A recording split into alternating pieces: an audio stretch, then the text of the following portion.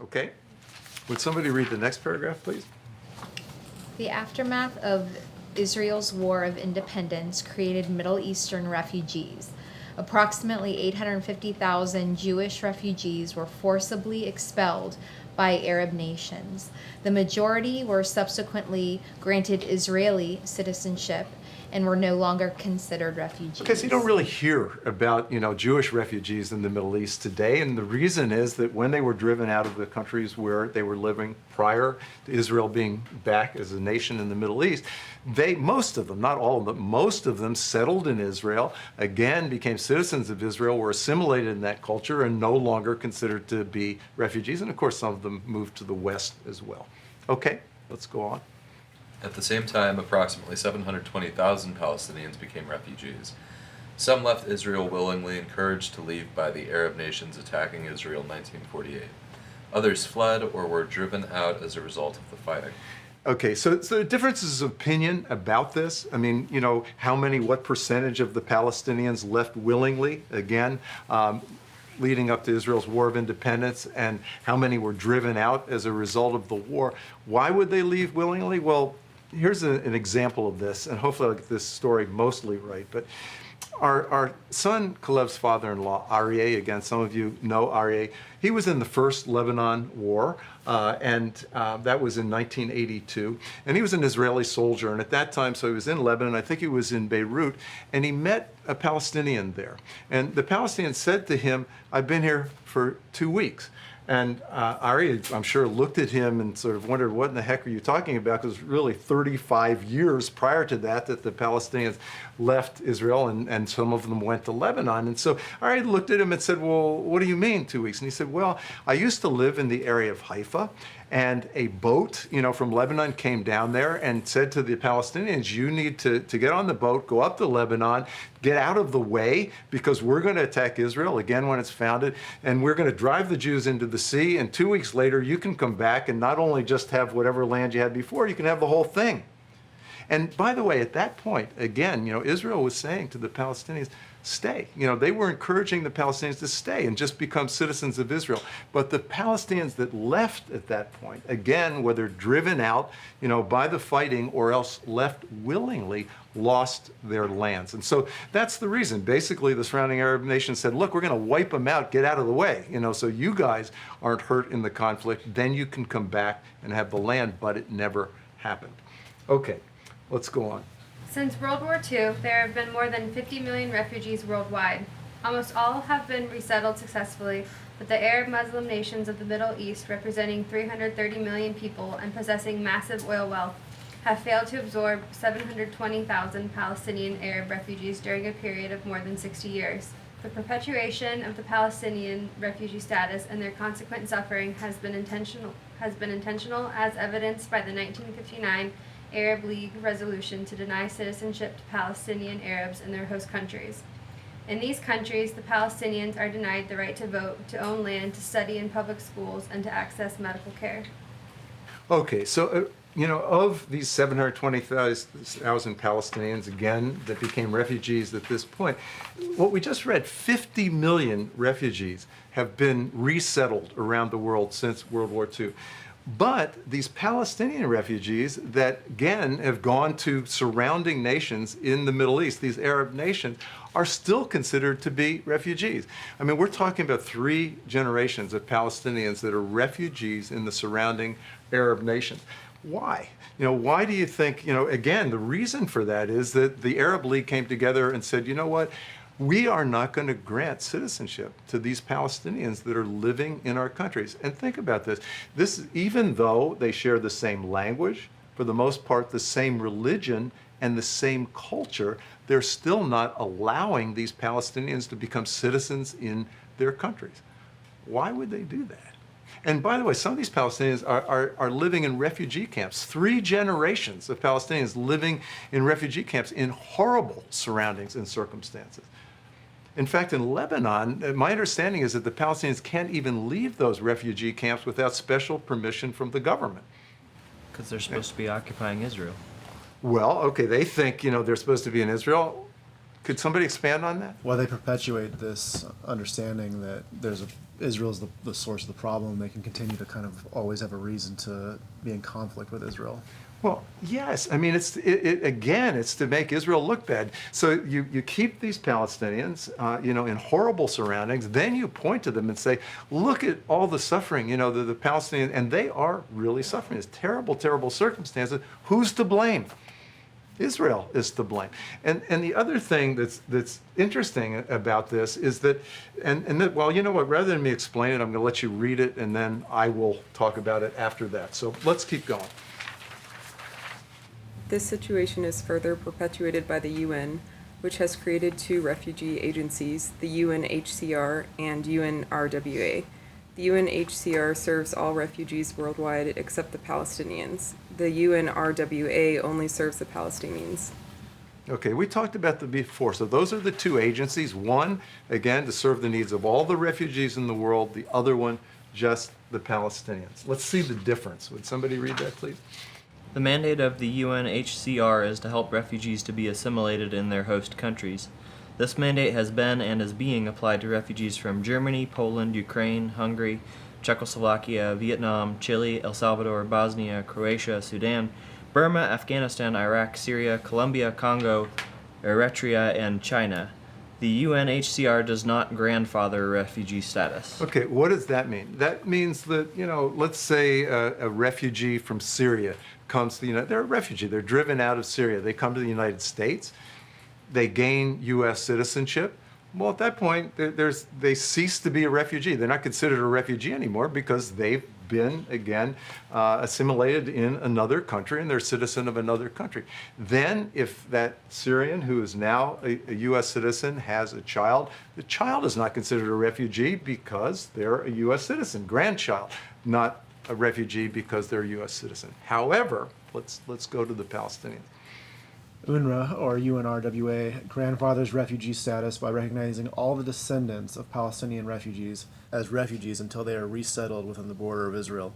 This policy has swelled the original number of Palestinian refugees in 1948 of 720,000 to approximately 5 million today. Unlike the UNHCR's agenda, UNRWA's mandate is repatriation rather than assimilation. Repatriation, okay, rather than assimilation. Okay, so understand that what we're saying here is that if a Palestinian, let's say, moves to the United States, a Palestinian who's no longer living in Israel, and becomes a U.S. citizen, they're still considered by the UN and this agency to be a refugee. If they have a child or children in the United States who are American citizens, they're still considered to be refugees, and so on. So we don't know how many at this point of the original 720,000 Palestinian refugees, remember, some of whom left willingly at that point. I don't know how many of them are still living today. But now, when, for instance, the Palestinian Authority comes to the negotiating table with Israel and says, one of our first demands before we'll even think of making peace with you is that we want the right of return for all of the Palestinian refugees. They're not talking about whoever's left of the 720,000. They're talking about over 5 million people who, if they all came back to Israel, Israel would cease to be a Jewish nation and would become one more, Islamic dictatorship in the Middle East. And so all of that is taking place in the geopolitical sphere. It's also taking place in the United Nations. Okay, so I can talk about this stuff. Well, I happen to be a Jew, and I, by the way, also happen to be an Israeli citizen. So you can have dual citizenship, so I'm an American citizen, also an Israeli citizen. So obviously I must be biased, and this is just my thing. No, and what I want you to hear is another voice, and this is a voice I'm sure that you probably have not heard before, unless you went through the Israel story. This is a man named George Deek. He is an Israeli citizen. Remember, 20% of the citizens of Israel are from Palestinian background, Arab background, with all of the human rights that we would expect in a Western democracy. He is one of those people. He's going to be talking about this issue, and I want you to hear his voice, okay? But friends, the evident yet simple truth is that in order not to be reduced to sorrow and bitterness, we must look forward. And to put it more clearly, to mend the past, first you have to secure a future. And this is something I've learned from my music teacher, Avraham Nov. When I was 7 years old, I joined the marching band of the Arab Christian Community Center in Jaffa. And that's where I met Avraham, who was my music teacher. He first taught me to play the flute and later the clarinet. That was good. But Avraham is a Holocaust survivor, and his entire family was killed, murdered by the Nazis. He was the only one who managed to survive because some Nazi officer found him very gifted playing the harmonica, so he took him home during the war to entertain his guests. And when the war was over and he was left alone, he could have easily sat and wept and cried over the greatest crime of man against man in history and over the fact that he was left alone. But he didn't. He looked forward, not backwards. He chose life, not death, hope rather than despair. Avraham came to Israel.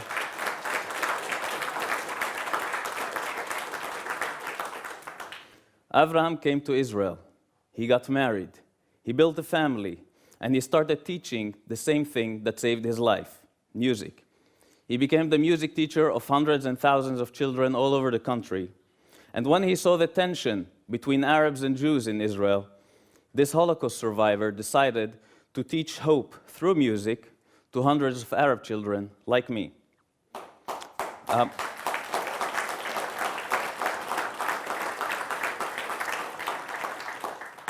Holocaust survivors like Avraham are among the most extraordinary people you can find. I was always curious to understand how they were able to survive, knowing what they knew, seeing what they saw. But throughout the 15 years I've known Avraham, and I was his student, he never spoke about his past, except once, when I demanded to know. And what I came to realize was that Avraham was not the only one, and that many Holocaust survivors did not speak about those years, about the Holocaust, even to their families, sometimes for decades or even a lifetime. Only when they had secured a future did they allow themselves to look back in the past. Only when they had built a time of hope, they permitted themselves to remember the days of despair. They built a future in their old new home, the State of Israel. And under the shadows of their greatest tragedy, Jews were able to lead a country that leads the world in medicine, agriculture, and technology. Why? Because they looked forward.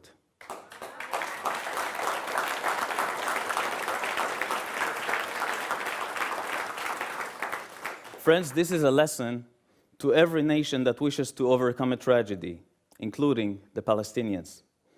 If the Palestinians wish to redeem the past, they need to first focus on securing a future, on building a world as it should be, as our children deserve it to be. And the first step in that direction, without a doubt, is to end the shameful treatment of the Palestinian refugees. In the Arab world, the Palestinian refugees, including their children, their grandchildren, and their great-grandchildren, are still not settled, aggressively discriminated against, and in most cases denied citizenship and basic human rights. Why is it that my relatives in Canada are Canadian citizens, while my relatives in Syria, Lebanon, or the Gulf countries, who've been born there and know no other home, are still considered refugees? Clearly, the treatment of the Palestinians in the Arab countries is the greatest oppression they experience anywhere. And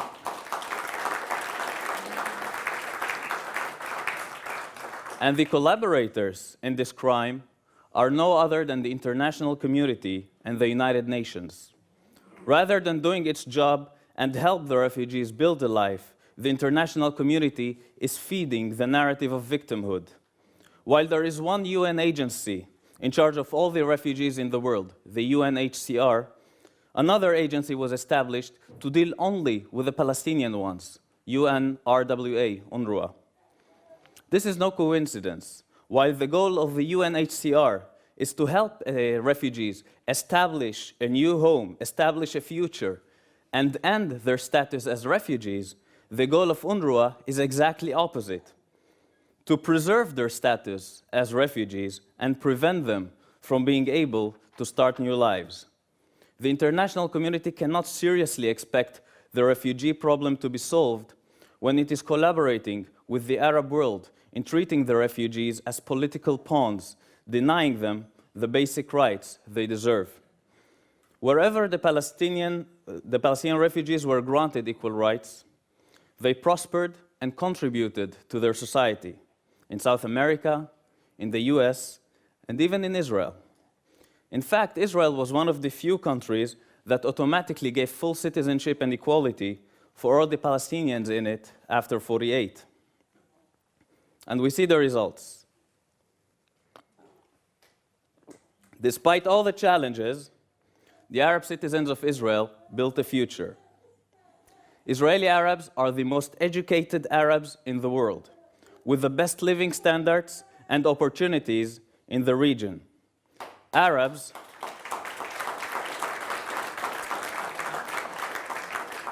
serve as judges in the Supreme Court. Some of the best doctors in Israel are Arabs, working in almost every hospital in the country. There are 13 members of parliament, Arab members of parliament, who enjoy the right to criticize the government, a right that they exhaust to the fullest, protected by the freedom of speech. Arabs win popular reality shows, and you can even find Arab diplomats, and one of them is standing in front of you. Okay, just to remind you of a couple of quotes from what George Deek said. Clearly, the treatment of the Palestinians in the Arab countries is the greatest oppression they experience anywhere. How many of you heard that, through media in the United States? Not likely. Okay. And then he said, Israeli Arabs are the most educated Arabs in the world with the best standard or living standards and opportunities in the region. Understand, remember what we talked about before, that God is doing something very special here, and there are forces arrayed against it. And really, the primary weapon that the enemy has is lie. And so what has happened is there's so many lies that have been perpetuated against Israel. Yasser Arafat went down to, I think it was the first Durban conference. It was a conference of the United Nations Human Rights Council in Durban. And think about this. In South Africa, he then labeled Israel as an apartheid nation. Well, think about it. I mean, there were demonstrations in the street. You don't go to South Africa, and talk about apartheid like that. But this is the understanding that people have, that somehow or other that Israel is this nation that discriminates against the Palestinians and so on and so forth. Well, you just heard from one. And as I said before, the Palestinians that are citizens of Israel are treated exactly like the Jews are citizens of Israel, unlike the way they're treated in the surrounding Arab nations. Let's just talk. You might have some questions here, right? But let's talk a little bit more for a moment just about the UN. Would somebody read that next paragraph, please? Over 60% of all the condemnations of the UN Human Rights Council have been against Israel, the only democratic nation in the Middle East and the only Middle Eastern nation with freedom of religion, freedom of speech, freedom of assembly, freedom of the press, and an independent judiciary. Over 80% of the emergency sessions of the General Assembly of the United Nations have been directed against Israel. Okay, I want you to hear something now. I'm going to show you another video. This is a video of Bibi Netanyahu. He's speaking before the United Nations on October the 1st, 2015. I don't know if you remember, but he came to the United States. He actually addressed a joint session of Congress to try to influence the government of the United States at this point not to enter into the Iran nuclear deal, which we also just got out of. And so, but at this point, he's addressing the United Nations. And what I want you to see here, because I want you to get a little feeling, not just for ideas, but also the feeling of this. You'll see anger on Bibi's face, but also pain. Understand, Israelis today don't understand why they're isolated. They don't understand why they're rejected. You're talking about a democracy. You're talking about a country with all the human rights that we enjoy here, yet Israel is vilified, and they don't even understand, most of the citizens, why. So again, when you listen to Bibi, feel it as well as listening to his words. Last week, Major General Salehi, the commander of Iran's army proclaimed this, quote, "We will annihilate Israel for sure. We are glad that we are in the forefront of executing the Supreme Leader's order to destroy Israel." End quote. And as for the Supreme Leader himself, a few days after the nuclear deal was announced, he released his latest book. Here it is. It's a 400-page screed detailing his plan to destroy the state of Israel. Last month, Khamenei once again made his genocidal intentions clear before Iran's top clerical body, the Assembly of Experts. He spoke about Israel, home to over 6 million Jews. He pledged, quote, "There will be no Israel in 25 years." End quote. 70 years after the murder of 6 million Jews, Iran's rulers promised to destroy my country, murder my people. And the response from this body, the response from nearly every one of the governments represented here, has been absolutely nothing. Utter silence. Deafening silence.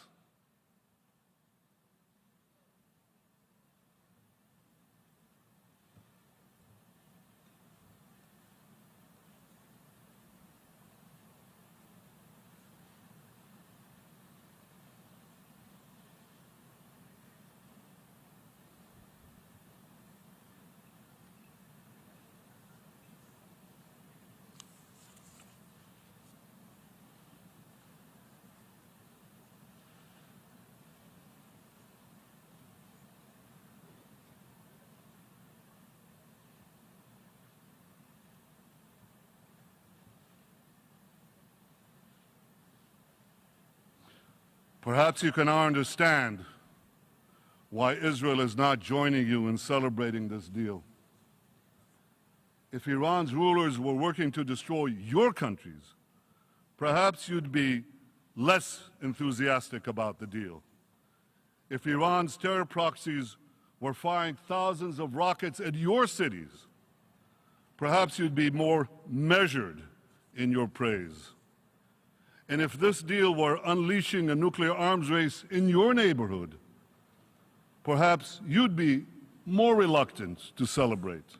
Bibi is certainly not a perfect guy, but when you're praying for Israel, he's somebody to pray for, because literally you saw him standing before the UN. That's like one man almost standing against all the nations of the world. I mean, fortunately, it's not all the nations of the world. There are some that stand with Israel, but for the most part, that's what he's doing, and he's somebody that we should be praying for. This next video is just amazing. I found it recently. Again, this took place at the UN on September the 25th of 2017. It's very, very recent. It's a video of a guy named Mossab Hassan Youssef. He's also referred to as the son of Hamas because he is the son of one of the founders of the terror organization Hamas, and he was a member of that organization. And he's speaking at the UN Human Rights Council. And it's really, because again, the U.S. just pulled out of the UN Human Rights Council, by the way, because of the things that we're talking about here. But they didn't know who he was. It's obvious when you watch this video. It's pretty incredible because you will see, and I think there's subtitles on this, different countries are putting down Israel, for human rights abuses, etc. Listen to the countries that are criticizing Israel for human rights abuses. Syria, North Korea, Pakistan, Venezuela, and Iran. I mean, if it wasn't so serious and sad, it would be funny. But I want you to watch this. It's pretty amazing. So they're doing you'll hear all these people talking and so on and so forth. Then they introduce this guy. And what this video does, it pans the faces of the people from the Palestinian government leadership, Palestinian Authority, and you see the shock on their faces when this Palestinian, again, former member of Hamas, speaks about the realities what we're talking about, and it is powerful. This is another guy. Pray for this. If this guy does not have security 24/7, he would not breathe another breath. I can tell you right now. But okay, let's watch this.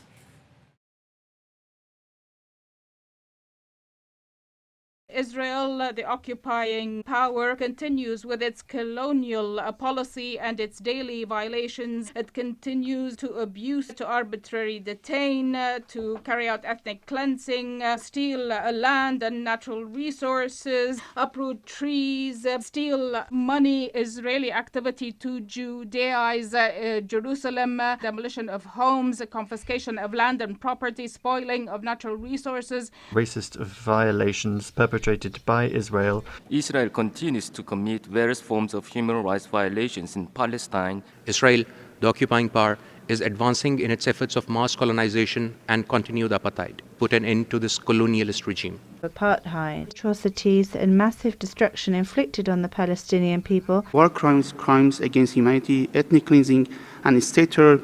Thank you. United Nations Watch. Shukran Sayyid Rais. I take the floor on behalf of the UN Watch. My name is Mus'ab Hassan Youssef. I grew up in Ramallah as a member of Hamas. I address the words to the Palestinian Authority, which claims to be the sole legitimate representative of the Palestinian people. I ask, where does your legitimacy come from? The Palestinian people did not elect you, and they did not appoint you to represent them. You are self-appointed. Your accountability is not to your own people. This is evidenced by your own total violation for their human rights. In fact, the Palestinian individual and their human development is the least of your concerns. You kidnap Palestinian students from campus and torture them in your jails. You torture your political rivals. The suffering of the Palestinian people is the outcome of your selfish political interest. You are the greatest enemy of the Palestinian people. If Israel did not exist, you would have no one to blame. Take responsibility for the outcome of your own actions. You fan the flames of conflict to maintain your abusive power. Finally, you use this platform to mislead the international community, to mislead the Palestinian society, to believe that Israel is responsible for the problem you create. Thank you. That's just amazing, really, and so true. I just want to. We're going to move into another section, and it's really the miracle of modern Israel. There's a scripture. I actually don't normally share this when we do this segment, but it really speaks to this issue when we're dealing with the whole political thing that's going on in Israel today. When I started off, remember, we said it's not that, to support Israel, you have to be against the Palestinians. God loves the Palestinians, and they're in a horrible condition. But let's understand where and why. But I love this. This is from the book of Joshua. And remember, God had promised our people, and I don't know if you remember way back to this, when there was a description of the land God promised us, and then he talked about the people that were living there, and I asked you the question, does God have the right, to give a land to a certain people, even if it's already inhabited? So now Joshua's in Jericho, the walls are about to fall down and all that. They're about to enter into the land to conquer the land. But listen to this. This is Joshua. The issue regarding the Israeli-Palestinian conflict is not whose side God is on. Okay, I just want to say that. Listen to this. And it came to pass when Joshua was by Jericho that he lifted his eyes and looked, and behold, a man, that's with a capital M, by the way, stood opposite him with a sword drawn in his hand. And Joshua went to him and said, "Are you for us or for our adversaries?" So he said, "No." I love that. "Are you for us? No, but as commander of the army of the Lord, Adonai Tsevaot, I have now come. And Joshua fell on his face to the earth, and he worshipped and said to him, what does my Lord say to his servant? Then the commander of the Lord's army said to Joshua, take your sandal off your foot, for the place where you stand is holy. And Joshua did that. Are you for us? Or are you for our enemy? Nope. That's not the issue. The issue is not which side God is on. The issue is who's on God's side. What's God doing? Okay.